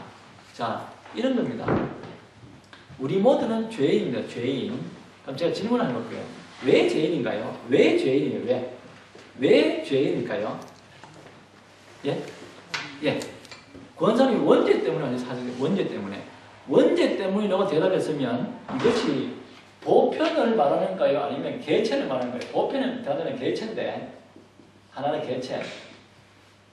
권사님이 말하는데 원죄 때문에 우리가 죄인이라는 것은 보편에 입각한 대답일까요? 개체에 입각한 대답일까요? 그렇죠. 전부 다 죄인이니까 이 보편적인 개념이에요. 그 대신에 이래 대답할 수도 있겠죠. 원죄 때문에 내가 죄인이 아니라 내가 나를 가만히 생각해보니까 정말 내가 나쁜 놈이더라. 그러면 내 친구 봐도 역시 나쁜 놈이더라. 이 개인을 생각하니까 죄인이라고 할 수 있죠. 그거는 개체인 거예요. 개체. 그죠? 그러니까 어떤 사람은 보편을 우선으로 생각하는 사람이 있고 어떤 사람은 개체를 우선으로 생각하는 사람이 있는 거예요. 자, 이제 마지막 퀴즈를 한번 해보겠습니다. 교황이라는 권위가 서려면 보편이 강조되어야 될까요? 개체가 강조되어야 될까요? 예? 왜 그럴까요? 그렇지 않아요. 교황이라는 존재가 절대적인 종류를 받으면 보편성이 우선시돼야 돼요. 왜냐하면 교황은 똑똑한 교황도 있고 어리석은 교황도 있고 정말 공부를 잘하는 유명한 학자인 교황도 있고 정말 무시한 교황도 있고 정말 도덕적인 교황도 있고 정말 나쁜 교황도 있어요. 그 말은 개체를 존중한다면 어리석은 무시한 교황이 있으면 존경을 할 수가 없어요. 그 개를 본다면 훌륭한 교황, 정말 인격적으로 좋고 학문이 좋은 교황이 있으면 존경하면 돼요. 그런데 어떤 경우에는 정말 도덕적으로도 못하고 학문성도 없고 그런 교황이 더 있어요. 그러면 개체를 본다면 한 사람 한 사람을 본다면 존경할 수가 없어요. 그런데 보편이라는 것이 무엇이냐면 그런 개체를 보는 것이 아니라 교황이란 원래 사도의 후예다. 교황이란 원래 훌륭한 사람이다. 이런 보편의 개념이 있으면 그 개인이 똑똑하든 무식하든 훌륭하든 어리석든 상관없이 교황을 존경해야 되는 거예요. 중세에는 수많은 교회 회의가 열렸어요. 그런데 교회 회의가 열려서 싸웠어요. 어떤 사람은 A라고 생각하고 어떤 사람은 B라고 생각했어요. 그런데 교회 회의를 열어서 A가 옳다고 판결을 내렸어요. 그런데 신기할 만큼 중세인들은 자기가 틀렸다는 판결을 받으면 신기할 만큼 거기에 순응을 해요. 왜 그랬을까요? 교회 회의는 보편성이 있기 때문이에요. 교회 회의에는 성령이 역사하신다. 이런 보편성이 있으니까 그 회의에 순응을 하는 거예요. 만약에 개체성이 우선되면 어떡할까요? 이 회의는 틀렸어. 이 회의는 옳을 바른 회의. 이 회의는 나쁜 회의. 이래 되면 실제로 중세 가톨릭 교회가 존속할 수 없는 거예요. 그래서 중세 가톨릭 교회는 본능적으로 이 보편을 강조하게 됐고, 이제 중세 후반으로 가면서 이제 이 보편성에 대해서 항거하는 이제 개체를 강조하는 유명론자들이 중세 후반기에 이제 득세하게 됐던 거예요. 그렇지만 중세 초기에는 역시 보편 개념, 이 훨씬 우세했고, 이 교황도 사실은 이 보편 개념이 있었기 때문에 교황에게 절대적인 권위가 주어지는 거예요. 그러면 이 보편성을 누가 부여할까요? 누군가가 이 보편성을 부여했는데 누가 부여하냐 하면, 물론 교회가 부여했겠지만 사실은 이 313년 이후의 역사를 보면 교황의 그런 보편성이 주어질 수밖에 없는 그런 환경이 발생이 됩니다. 470년이 되면 서로마 제국이 멸망하는데, 멸망하기 전까지 395년 이후로부터는 황제다운 황제가 없었습니다. 전부 다 나약한 황제가 됐기 때문에 그 백성들은 정말 불안한 상태를 보냈던 거죠. 비록 나라가 주선하더라도 강력한 리더십을 가진 사람이 있다면 그래도 그 사람을 바라보면서 살 수도 있었을 것을, 황제마다 이렇게 나약하니 사람은 도대체 내가 누구를 바라보고 살아야 될지 참 애매하게 됐습니다. 그런데 476년이 되면 게르만의 용병대장인 오도와 케라라는 장군이 이 로마의 마지막 황제를 폐위시켜요. 그 폐위시킨 사람이 어린애였어요. 어린애, 황제, 어린 황제. 뭐 큰 어떤 일을 해서 폐위시킨 게 아니라 언제든지 폐위시킬 수 있는 상태를 그냥 폐위시키는 거예요. 그리고 오도 아퀴라가 이 로마를 점령했어요. 그런데 이 로도 아퀴라는 황제가 되기를 거부했어요. 왜냐하면 황제가 되기 너무 힘들어요. 이 당시 실정으로 황제가 되려면 또 싸워야 되고 또 싸워야 되는데 황제가 되기 싫어요. 그래서 이 오도 아퀴라는 황제의 깃발을 동로마 제국 황제에게 갖다 줬어요. 그 동서로마가 분할된 이후에 로마의 황제가 있었고 그 다음에 콘스탄티노플의 황제가 있었는데 여기는 서로마 황제, 동로마 황제인데 이 서로마 황제를 폐위시키고 이 오도 아퀴라는 이 서로마가 가지고 있던 황제의 깃발을 동로마 황제에 갖다 줬는 거예요. 그러므로 서로마는 황제가 없어요. 그냥 오도 아퀴라는 왕이었어요. 왕. 그리고 실제적으로는 자기가 정권을 가지고 통치하는 왕이었지만 형식적으로는 사실은 동로마 황제 밑에 사람이 된 거죠. 그러므로 476년 전과 이후를 생각할 때 우리가 흔히 생각하는 것보다는 큰 변화가 없어요. 사실은. 여기 있는 사람들은 여전히 자기가 로마 사람이라고 생각했어요. 로마 사람. 단지 자기는 로마 사람인데 게르만 민족이 통치하고 그러면 여기 있는 사람들 황제는 누굴까요? 동로마 제국의 황제, 이 사람이 황제예요. 큰 변화가 없어요. 이런 상태가 되는 거예요. 그런데 이런 상태가 되면 여기는 기독교인들이 있고 교회가 있고 그리고 황제는 여기 있는데 교회가 무슨 일이 생기면 황제가 도와줘야 되겠죠. 그런데 이래 거리가 뭔데 도와줄 수 있겠습니까? 못 도와주죠. 뿐만 아니라 여기는 게르만 민족이기 때문에 명목상으로는 여기에 있는 기독교인을 보호해야 되지만 사실은 보호하지 못해요. 그러면 여기 있는 기독교 로마인들은 누구를 의지해야 될까요? 게르만 왕을 의존해야 될까요? 동로 황제를 의존해야 될까요? 도대체 누구를 의존하고 이 교회가 버텨나가야 될까요? 한 사람밖에 없어요. 누굴까요? 교황. 그래서 본능적으로 이 당시의 사람은 교황에게 힘을 실어주게 됐고 그리고 또 일부 교황들은 훌륭한 리더십을 발휘해서 황제가 못하는 일을 교황이 백성들에게 하게 됐고 황제가 주 서로마에서 황제가 줄 수 없는 희망을 교황이 주게 되는 거예요. 그래서 서로마의 황제가 없어지면서 실제로 이 교회의 수장, 서로마 제국, 서유럽의 교회의 수장인 이 교황의 힘이 절대적으로 강해지던 계기가 되었어요. 그래서 실제로 이 교황의 권위는 어디서 나온가? 교황의 권력욕인가? 물론 교황의 권력욕도 있어요. 그렇지만 실제로는 처음에는 교회가, 교인들이 교황에게 그런 권위를 부여를 했고 그런 말은 안 했지만 부여를 했고 그 이후에는 교회가 스스로 교황에 대한 절대적인 권위를 부여함으로써 보편성 있는 권위, 뭐 힘이 없는 교황이라고 해서 질이 떨어지는 교황이 아니라 보편성 있는 쭉 교황은 무조건 훌륭하다는 보편성 있는 그런 개념의 교황이 쭉 이렇게 생기게 된 겁니다. 그래서 이제 이 기독교 세계는 이제 이렇게 되는 겁니다. 고대 교회에는 이제 대주교구가 5개 있어요. 5개. 그 중에 옛날에 서로마 지역에 속하는 것이 바로 이 로마입니다. 그리고 이 동로마 제국. 동로마 제국은 계속 로마 제국을 건재합니다. 비잔틴 제국이라는 동로마 제국은. 그리고 두 번째 교회의 가장 중요한 거점은 여기는 어딜까요? 콘스탄티노플. 그리고 또 한 가지 여기 어딜까요? 예루살렘은 여기고요. 여기는 안디옥. 그리고 또 하나는 여기 뭘까요? 콘스탄티노플.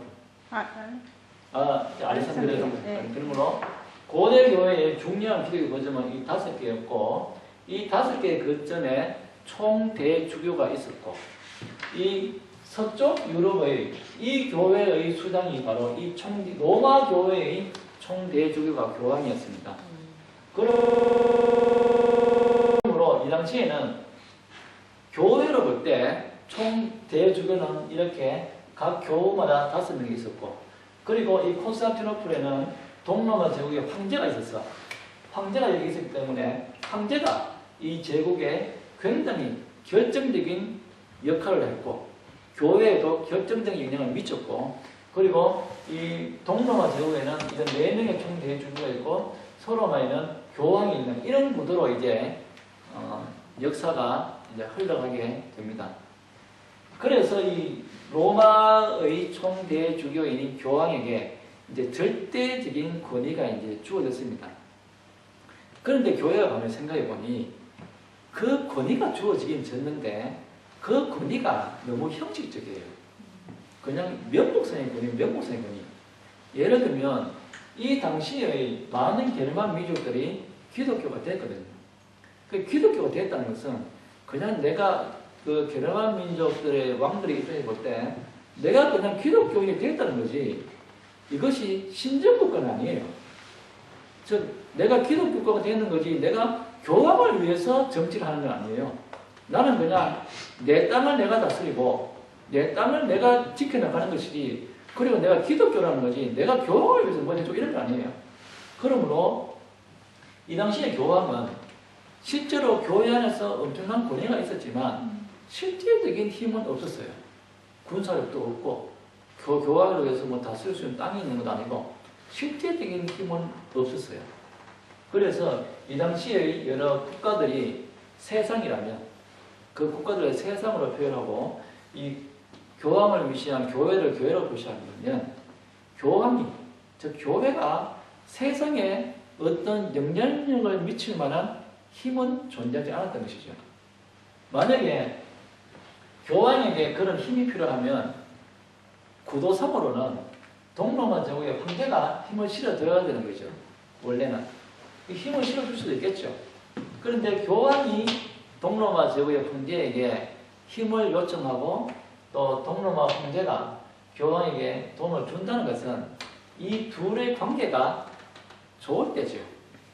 만약 이 둘의 관계가 나쁘다면 실제로 교황은 그렇게 어떤 권위상의 힘이 있을 따름이지 실제적으로 세상에 어떤 영향력을 미칠 만한 그런 힘은 없는 거예요.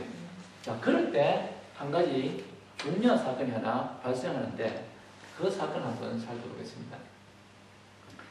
이렇게 해서 시간이 지나다가 이 동로마 제국에서 이 비잔틴 제국에서 이 제국 내에서 그 이후에 오늘날 우리가 볼 때 굉장히 중요한 한 가지 논쟁이 일어납니다. 논쟁. 그 논쟁이 뭐냐면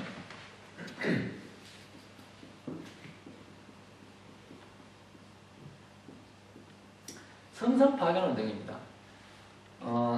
서유럽의 교회나 동유럽의 교회나 이 당시에는 성화와 성상, 그림이나 또 동상, 이 성화와 성상을 굉장히 많이 사용을 했습니다. 비잔틴 제국도 그렇고 동로마 제국도 그렇고 지금도 가톨릭 교회에서도 사용을 하고 있고 또 정교회, 동방교회 후손들하고 다처는 정교회도 이콘이라고 하는 많은 이 성화상들이 사용되고 있습니다. 그런데 이 비잔틴 제국에서 성상 파괴 운동이 일어납니다. 성상을 파괴하려는 운동이 일어나요. 오늘 우리가 생각한다면 그 성화와 성상이 다분히 우상적인 요소가 있기 때문에 성상과 성화를 파괴하는 게 당연하다고 생각하지만 사실 이 시대의 성상 파괴 운동은 그렇게 건전한 동기로 일어났던 운동은 아닌 것 같아요. 이 후대 역사가들이 왜 이때 성상 파괴 운동이 일어났을까 생각을 해보니 정확한 답은 알 수는 없어요. 그렇지만 몇 가지 추측해 볼 수 있는데 이런 거예요. 지금 이 당시에 이 이슬람이 이미 일어났던 때예요. 이슬람이 여기 있었는데 여러분들 아시다시피 이슬람교에는 성상과 성화가 존재하잖아요. 알라ह 신을 형성한 건 아예 없고 알라ह 신에 대한 그림도 없고 그들이 선지자를 부르는 마호메트의 그림이 존재하잖아요. 만약 그랬다면 그거는 이슬람에서는 이단적인 요소고 이슬람에서는 성화성이 존재하지 않아요. 그런데 이슬람에서 성화성이 존재하지 않으니 그러한 영향력에 의해서 그러한 동기에 의해서 이 동로마 제국에서도 이슬람도 없는 성화를 우리도 이런 성화를 가지면 좀 이상하지 않는가? 이런 의도로 이슬람의 영향으로 성상 파괴 운동이 일어날 수도 있고, 또 한 가지는 추측해 볼 수 있는 것은 아까 전에 말했던 단성론, 이 동로마 제국의 단성론이 굉장히 오랫동안 지속돼요. 단성론자들이. 그런데 아까 전에 설명했지만 단성론은 그리스도의 신성을 우선시해요, 인성을 우선시해요? 단성론은 신성을 우선시하고 인성을 우선시할까요? 신성을 우선시하잖아요. 신성을 우선시하니까 신성을 우선시하는 사람들 입장에서 성상이나 성화가 가능할까요? 아니잖아요. 성화, 성상은 인간의 모습이잖아요. 그래서 혹시 이 단성론자들의 노력에 의해서 이런 성상 파괴 운동이 일어나지 않았을까라고 추측해보지만 실제로 어떤 이유 때문에 이 성상 파괴 운동이 일어났는지는 알 수는 없어요. 그렇지만 어쨌든 간에 이 성상 파괴 운동이 일어났고 이 비잔틴 제국에 있는 많은 신학자들이나 성리자들은 이 성상을 지키기 위해서 굉장히 그 힘겨운 노력을 기울이게 됩니다. 그러므로 일부는 성상을 파괴하자. 그리고 일부는 성상을 지키자. 이래서 상당히 격렬한 성상 파괴 운동이 일어났는데 이런 운동이 일어났을 때 서로 팽팽하게 이 기싸움을 할 때 사람들은 동로마 제국에서 가장 높은 사람, 이 황제에게 눈을 돌리게 됩니다. 도대체 황제는 어떻게 판결할까? 황제는 어떻게 이 결론을 내릴까? 이렇게 황제에게 시선이 집중되는데 그때 황제가 성상 파괴를 주장하게 됩니다. 그래서 실제로 콘스탄티노플에서 성화를 파괴한 일을 자행하고 그리고 730년이 되면 이 성상을 파괴하라는 명령을 내립니다. 이 동로마 제국의 황제가. 동로마 제국의 황제가 이런 명령을 내렸을 때 이 교황은 어떻게 반응했을까요? 교황은 어떻게 반응했을까요? 교황은 이 동로마 제국 황제의 생각을 받아들일 수 없었습니다. 왜냐하면 첫째는 이 당시에 서쪽 로마에서는 서로마의 교회에서는 계속 게르만 민족에게 전도 활동을 하고 있던 때예요. 그리고 게르만 민족에게 교육을 시키고 있을 때예요. 그런데 로마 사람들의 생각에 게르만 민족은 무시가 된다고 생각했어요. 무시가 사람에게는 그림을 보여줘야 된다고 생각했어요. 그냥 뭐 글로나 말로나 힘들다고 생각했어요. 그래서 우리는 지금 게르만 민족에 대한 선교 활동 때문에 성화상이 너무나 중요한데 왜 이걸 파괴하느냐 하는 이유가 있었고 그보다 더 큰 이유는 뭐냐면 교황은 이렇게 중요한 문제가 일어났으면 이 전체 교회의 대표인 교황이 나한테 물어야지 왜 자기들끼리 결정해가지고 이거를 교황의 허락도 안 받고 마음대로 선포해버리냐. 이때는 하나의 교회예요. 하나의 교회. 정치는 하나였지만 교회는 하나의 교회예요. 1054년 이전까지는 하나의 교회거든요. 이 하나의 교회, 교황 생각에 교회 대표는 난데 왜 나한테 물어보지도 않고 자기들끼리 논쟁하다가 성상 파괴가 일어나냐. 교황은 굉장히 분개하게 되고 굉장히 분개한다는 말은 더 관계가 좋지 않게 된다는 말이고 관계가 좋지 않다는 말은 교황에게 드디어 더 이상 세속 권력에 의해서 도움을 받을 기회가 없어져 버린다는 거예요. 더 이상 교황은 동로마 제국으로부터도 무언가 힘을 얻을 수 있는 그런 기회가 없어져 버리는 거예요. 이때 서쪽 유럽에서는 교황에게 굉장히 솔깃한 일이 하나 발생합니다. 어떤 일이 발생하냐면 이 당시의 유럽에서 서쪽 유럽에서 가장 큰 나라는 프랑크 왕국이었습니다. 프랑크 왕국. 근데 이 프랑크 왕국이 이때까지 메로빙거라는 왕조가 이 프랑크 왕국을 다스리고 있었습니다. 이 당시에. 그런데 이때 유럽에 한 가지 위기가 발생합니다. 어떤 위기가 발생하는지 한번 보세요.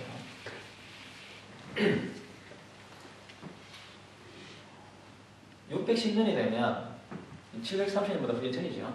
610년이 되면 이 아라비아 반도의 메카에서 이제 이슬람이 발병을 하게 됩니다.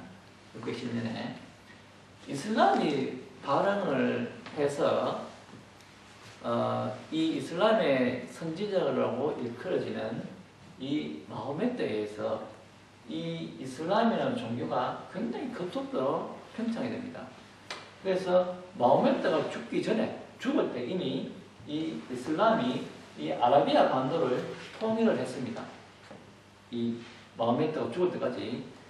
그러고 이 마호메트가 죽고 나서 이제 마호메트 후계자들이 이제 이 이슬람을 통치하게 되는데 그 후계자를 칼리프라고 해요. 칼리프. 뭐 1대 칼리프, 2대 칼리프라는데 이 칼리프 시대에 이 이슬람이 폭발적으로 팽창해요. 지금 이슬람이 여기서 생겼을 때 여기는 동로마 제국이라는 엄청나게 큰 강력한 대상이 있었고 이쪽에는 페르시아라는 굉장히 강력한 국가가 있었어요. 그럼 이 이슬람은 강력한 비잔틴, 즉 동로마 제국과 강력한 페르시아 사이에 있었는데 이때 이슬람 군대가 동로마 제국과 싸워서도 이기고 페르시아와 싸워서도 이기고 이렇게 해서 급격하게 영토가 팽창하게 돼요. 그래서 610년에 생겼는 이 이슬람이 100년이 지나면 대략 710년이죠. 100년이 지났을 때 이슬람이 이렇게 지나가지고 스페인으로 들어가요. 100년 만에. 그리고 약 150년이 지나면 중앙아시아까지 들어가요. 중국과 751년이 되면 이 이슬람 군대와 중국 당나라 군대가 싸워요. 탈라스 전투라는 군대가 싸는데 탈라스 전투에서 이제 중국의 우리 그 고구려의 유민인 고선희 장군이 참여하는 그 탈라스 전투가 일어나는데 이 탈라스 전투에서 이슬람 군대가 이겨요. 이때 이슬람 군대가 이긴 이후로 중앙아시아는 이슬람의 자리를 넘겨주지 않았어요. 지금까지 중앙아시아는 이슬람은 남아있어요.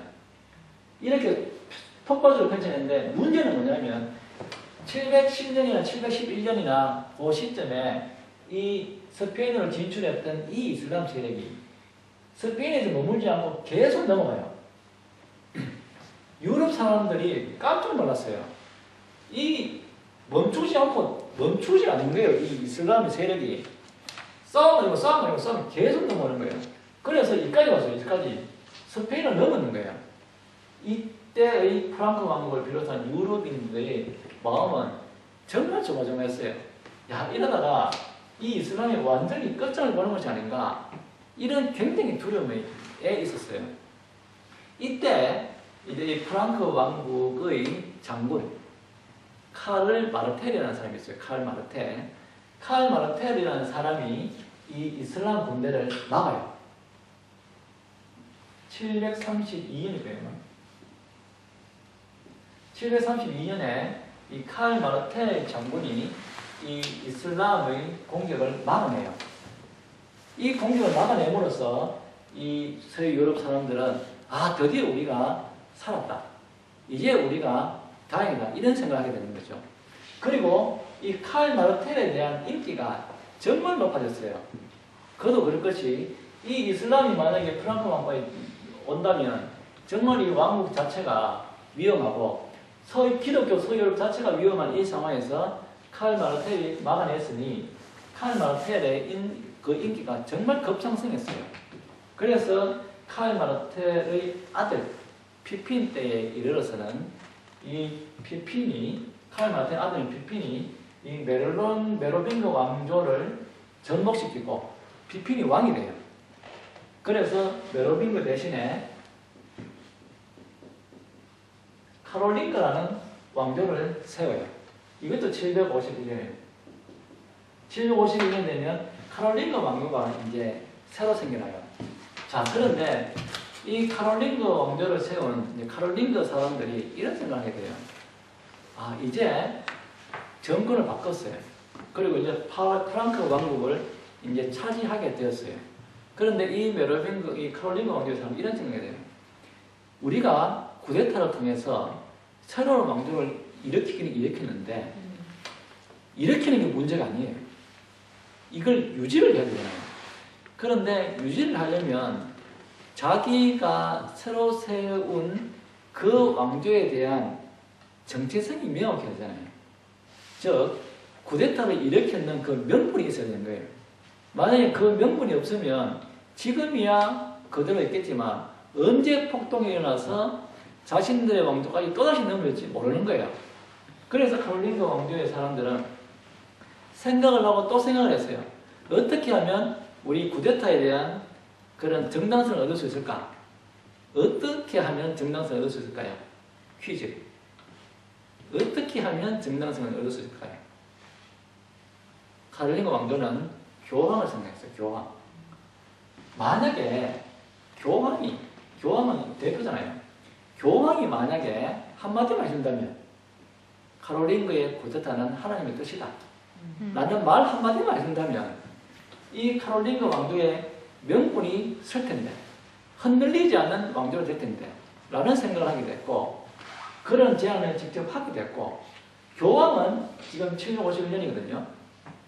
730년에 이런 성서 파괴운동 때문에 안 그래도 교황이 지금 힘들어 있는 이 시점에 어떻게 교황의 힘, 교회가 좀 세상에 대해서 힘을 발휘할까 이래 생각할 때 이 카롤린거 왕조의 사람들이 교황에게 그런 제안을 했고 교황도 이것이 가만 생각해 보니 정말 좋은 기회였고 왜냐하면 이 카롤린거 왕조의 제안을 받아들이는 대신에 교황도 카롤린거에게 제안할 수 있잖아요. 내가 그래 해주면 카롤린거 왕조는 무엇을 해주겠느냐 이런 좋은 기회를 얻는 거예요. 그래서 이게 그 유명한 교회와 세상과의 극적인 타협이 이루어지게 됩니다. 그래서 교황은 카롤린거 왕조의 정당성을 발표했어요. 카롤린거 왕조의 이 쿠데타는 하나님의 뜻이므로 다른 사람이 이렇게 저렇다 말할 것이 아니다 라는 것을 선언하게 됐고 그리고 카롤린거 왕조는 실제로 교황에게 그동안 교황을 괴롭히던 이웃 나라를 정복해주고 거기서 얻는 땅을 교황에게 주고 그리고 교황이 힘이 필요할 때는 교황에게 힘을 주기로 하는 그런 타협을 하게 됩니다. 그래서 교회와 세상이 손을 잡게 되고 그때부터 사실은 이 교황이 세상에 대한 힘을 발휘하게 돼요. 교회가 실제로 힘을 얻게 돼요. 이때 당시는 그렇게 큰 힘은 아니지만 그렇지만 교황이 직접 다스릴 수 있는 교황령이 생기고 땅이 있고 없고는 큽니다. 굉장히 큽니다. 왜냐하면 자기가 다스리는 백성이 있다는 건 큰 거예요. 그래서 자기가 실제로 다스릴 수 있는 땅이 발생했고 그리고 교황에게 실제적인 힘이 필요할 때는 카롤린거의 왕조들에게 힘을 요청할 수 있는 이런 세속적인 힘이 발휘하게 되는 거죠. 이때까지 교황이 그야말로 명목상의 군의로서의 힘이었다면 이제부터는 교회가 실제적인 힘, 교회 세상에 대해서 실제적으로 어떤 힘을 발휘할 수 있는 그런 힘을 얻게 되는 거죠. 그런데 이제 이번에는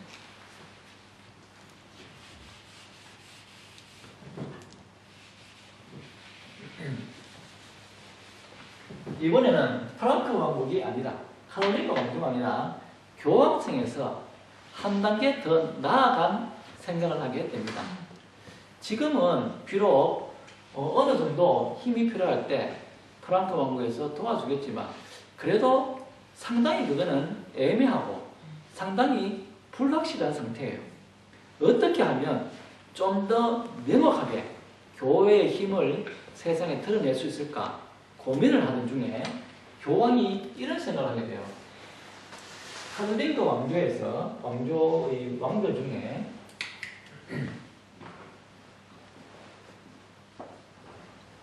우리가 샤를마뉴라고 부르는 프랑크 왕국의 왕이 있습니다. 이 왕이 있는데 이 샤를마뉴 왕은 이 프랑크 왕국의 왕으로서 실제적으로 이 프랑크 왕국을 굉장히 강력하게 만든 그런 지도력이 있는 왕이었고 또 뿐만 아니라 이 정통 기독교에 대해서 상당히 호의적이고 또 이웃 나라를 정복하면 거기에 또 정통 기독교를 전파하는 것을 상당히 열심히 했던 그런 샤를마뉴라는 왕이 있었습니다. 그런데 이때 교황 레오 3세인데 이 교황 레오 3세가 이런 생각을 하게 됩니다. 이 샤를마뉴를 로마로 불렀습니다. 그래서 이 샤를마뉴가 로마로 왔습니다. 그때 이 교황이 이 프랑크 왕에게 황제가 되어줄 것을 제안합니다. 황제. 지금 서로마에는, 서유럽에는 황제가 없습니다. 황제는 동로마 제국의 황제밖에 없어요. 전 기독교 세계에 황제는 한 명이에요. 여기는 교황은 있지만 황제는 없어요. 그런데 이 프랑크 왕에게 황제가 되어줄 것을 제안합니다. 황제가 된다는 말은 프랑크 왕국의 왕이지만 실제적인 서유럽의 대표가 된단 말이에요. 단 한 명의 황제. 그리고 샤를마뉴에게 내가 프랑크 왕국의 왕에게 황제의 관을 씌워주는 대신에 이 황제는 교회를 보호하는 자가 되어달라라는 제안을 하게 됩니다. 우리가 흔히 뭐 정경유착이라는 말을 잘 쓰는지 모르겠는데 바로 그런 일이 발생했는 거죠. 교황은 황제에게 황제의 관을 씌워주고 지금 유럽 전체에 교회가 있으니까 전 교회를 동원해서 이 프랑크 왕을 황제로 우대해 주겠으니 황제로 인정해 주겠으니 그 대신에 이 서유럽의 대표인 이 황제는 교황을 보호하고 교황의 평에 서주는 그런 존재가 되어달라는 부탁을 하게 되고 실제로 그것이 성사되어서 800년에 뭐 이런 일이 많이 있으면 800년에 이제 교황 레오 3세가 이 샤를마뉴에게 서유럽 황제의 관을 씌워주게 됩니다. 그러므로 서유럽에서는 황제가 생기게 되는 것이죠.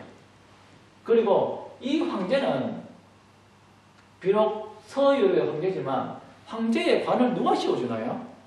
교황이 씌워주는 것이죠.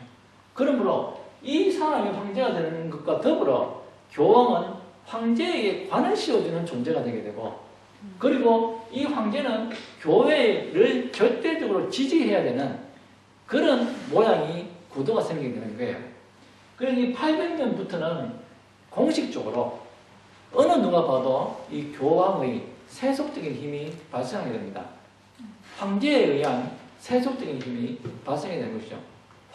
교황에게 무슨 일이 생기면 원칙적으로는 황제가 교황을 보호해야 됐고 원칙적으로는 황제의 군대를 보내서 교황에게 유익이 돼야 될 그런 구도가 생기게 되는 거죠. 엄격히 말하면 교회가 세상과 힘을 나란히 하게 되는 것입니다.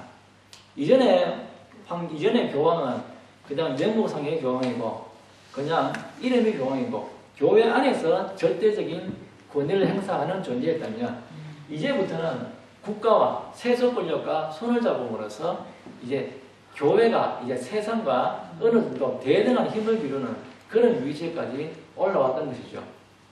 교회가 바라는 것이 바로 그런 겁니다. 세상에 대해서 힘을 발휘할 수 있는 교회. 그냥 교회 안에서만 어떤 권력을 유지하고 교회 안에서 뭘 하는 게 아니라 이제 교황을 선두로 하는 그 교회가 세상에 대해서 실제적인 힘을 발휘하게 되는 존재. 그런 것을 이제 교황이 그리고 교황을 필두로 하는 교회가 이제 꿈을 꾸고 그것을 실현하게 되는 것이죠. 그런데 이 황제와 교황은 사실은 서로 다른 꿈을 꾸게 됩니다. 황제는 어떤 생각을 했냐면 이제 교황 덕택에 이제 황제가 되었으니 이 황제는 옛날 서유럽의 로마, 옛날 로마를 꿈꾸게 됩니다. 옛날에 황제가 큰 로마를 다스렸던 그 황제를 머릿속에 떠올리게 됩니다. 그러면 이제 그런 걸 한번 구현해 봐야 되겠구나. 옛날 로마를 생각하고 그 로마를 지배하는 황제를 꿈꾸게 되고 교황은 또 다른 꿈을 꾸게 됩니다. 교황은 황제가 그렇게 함으로 인해서 그 땅에 바로 기독교의 정신이 널리 퍼지는, 그리고 그 기독교 정신의 교황이 우뚝서는, 교황이 중심이 되는 신정국가를 꿈꾸게 되고, 교황이 중심이 되는 신정국가를 꿈꾸게 되고, 황제는 황제가 중심이 되는 로마 제국을 꿈꾸게 되고, 이래 서로 다른 꿈을 꾸게 되는 거죠. 어떤 결과를 발생하게 될까요? 이제 서로 경쟁을 하는 거죠. 이때까지 이제 손을 잡고 이제 힘을 합쳤다면, 힘을 합침으로써 교황도 힘을 얻고 이제 황제도 힘을 얻었다면, 이제는 이 둘 중에서도, 세상과 교회 중에서도 세상이 교회를 이기느냐, 아니면 교회가 세상을 이기느냐, 이런 일이 발생하게 됩니다. 그래서 실제로 이 프랑크 왕국은 이제 분할되게 됩니다. 서로 분할되게 되고, 결국에는 오늘 우리 식으로 말하면 프랑스와 이탈리아와 독일이라는 이런 세 개의 나라로 나눠지게 되고, 그 나누어진 나라 중에 이 황제의 관은 독일 땅으로 넘어가게 됩니다. 그러므로 이후에는 독일의 왕이 황제가 되게 됩니다. 그러므로 그 황제와 교황 간에 이제 경쟁을 하게 됩니다. 황제가 이 유럽의 대표냐, 아니면 교황이 이 유럽의 대표냐의 문제로 서로 힘을 겨루게 되는 거죠. 교회가 이길까, 세상이 이길까, 교회가 힘이 있을까, 세상이 힘이 있을까, 이런 일이 벌어지는 것이죠. 이런 일 가운데 이제 교황과 황제가 싸우는 가운데 이렇게 확 터졌던 것이 바로 우리가 역사책에서 배웠던 서인권 투쟁이라는 것입니다. 서인권은 뭘까요? 서인권은 성직자를 임명하는 권한을 말합니다. 누가 성직자를 임명할까? 그런데 성직자는 누가 임명할까요? 교회가 임명할까요? 세상이 임명할까요? 교회가 임명하겠죠. 그런데 왜 이런 게 논의가 되었을까요? 물론 이 서인권 문제가 논의된 것은 굉장히 다양하게 서인권이 논의되었습니다. 그런데 왜 이런 서인권이 논의가 될 만한 문제인지 그냥 한 가지 예만 제가 들어보겠습니다. 전부 다 이랬던 것이 아니라 한 가지 예입니다. 옛날에는 지금 그 이후에 있었던 절대 왕정 시대가 아니에요. 왕이 있었지만 왕이 강력한 힘을 가지고 전 국민을 가다스린, 그거는 근대에 와서 이야기예요. 이때는 그때만큼의 절대적인 왕권이 없던 시대 왕입니다. 그런데 왕이 어떤 지역을 침략해가지고 땅을 얻었어요. 그래서 많은 땅을 얻었습니다. 왕이 이렇게 많은 땅을 얻었는데, 왕을 이런 땅을 얻었으니 통치를 해야 되니까 왕이 관리를 보내요. 이렇게 관리를 보냈습니다. 그런데 이 당시에 왕이 절대 왕정이 아니기 때문에 이 관리를 보내면 이 관리가 왕의 말을 안 들어요. 말을 안 들으면 절대 왕정이었던 것 같으면 왕이 가서 금방 어떻게 하면 될 텐데 그럴 만한 힘은 없어요. 그러므로 이 사람들이 말을 안 듣고 이 땅을 자기 아들한테 세습을 해요. 세습을 하니까 결국 왕이 보니까 이거는 분명히 왕의 땅인데 나중에 시간이 지나다 보니 자기가 보낸 관리의 땅이 되는 거예요.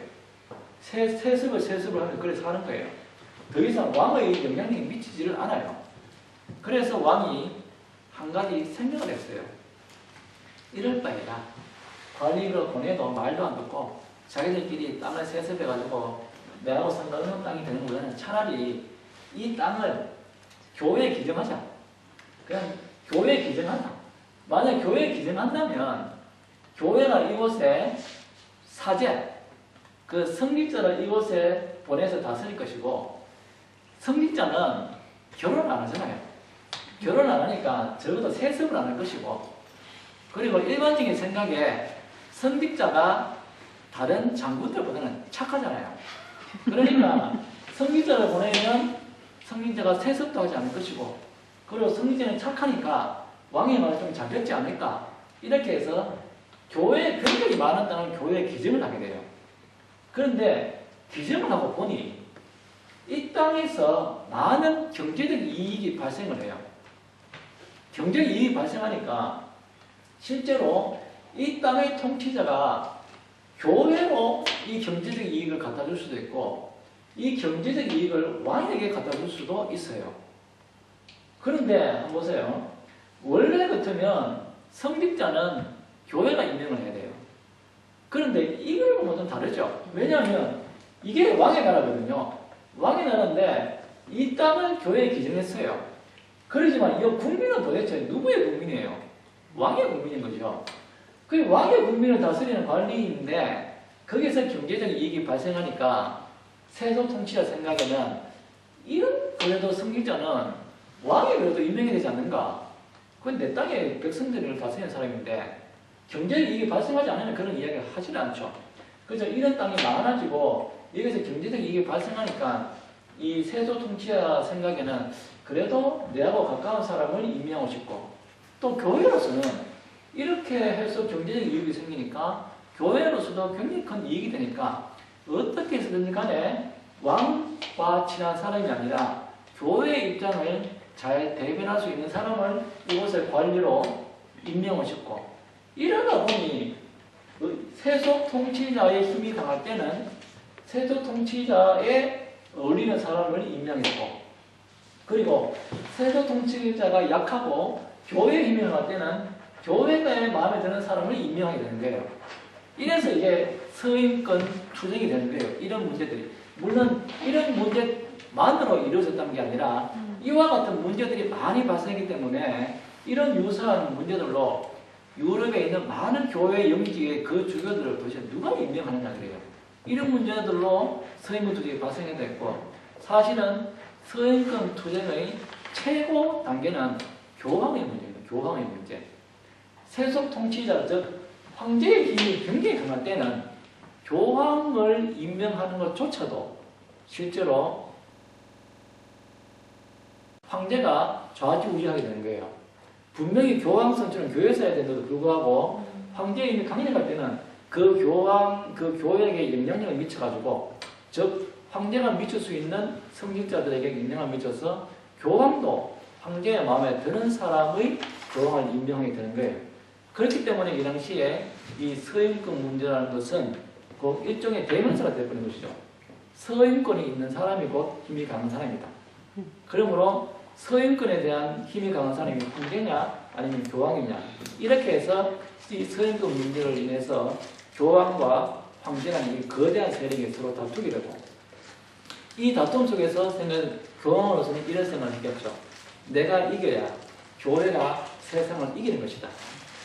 서유럽의 지금 교회는 세상을 이기는 교회를 꿈꾸고 있었기 때문에 여기서 내가 어떻게든 이겨서 바로 세상을 이기는 교회, 교회가 세상을 다스리는 교회가 되어야 되겠다라는 마음으로 서임권 투쟁이 일어나게 됩니다. 본격적으로. 그것은 비단 중세 이제 가톨릭 교회에서 일어났던 일이지만 사실 이와 유사한 일은 고대로부터 현대일까지 끊임없이 이어지고 있는 내용입니다. 과연 교회가 세상을 이긴다는 말이 어떤 말일까? 교회가 세상을 이긴다는 말이 교회가 세상에게 많은 영향력을 미친다는 말인가? 아니면 세상이 세속 통치자가 교회에게 함부로 못한다는 말인가? 아니면 교회에서 대통령이 나야 된다는 말인가? 어떤 의미가 세상이 교회를 이긴다는 말일까에 대해서 사실 현대교회에서는 굉장히 많은 혼돈이 있고 어떤 경우에는 성시화 운동이 교회가 세상을 이기는 것인가? 이런 수많은 논쟁들이 근대에 일어나고 있고 많은 사람들은 교회가 세상을 이기는 것이 도대체 무엇이 교회가 세상을 이기는지 많이 오해하고 있습니다.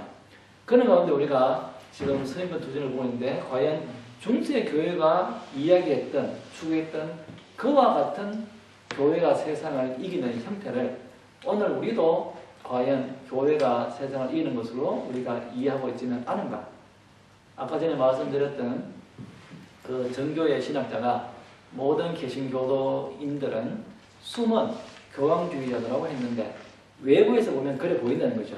우리 개신교도들도 마치 옛날에 중세 가톨릭처럼 그와 같이 교회의 힘을 세상에 내비치고 하는 것이 외부인들에게 보이는데 실제적으로 우리는 세상의 교회를 이긴다는 것을 어떻게 우리가 인식하고 있는가 그런 것들을 이제 생각하는 계기가 됐으면 좋겠고 이제 서인권 투쟁에 대해서 설명했지만 이 서인권 투쟁의 결과에 대해서는 내일 제가 좀 설명드리겠고 이제 내일 제가 세상을 이기는 꿈을 꾸는 교회에 대해서 조금 더 설명하고 그 다음에 이제 신앙과 일선의 조화를 꿈꾸는 교회 그리고 종교개혁의까지 제가 이어서 설명하도록 하겠습니다. 네, 시간이 다 돼서 오늘은 여기까지 하고 마치겠습니다. 네, 수고하셨습니다.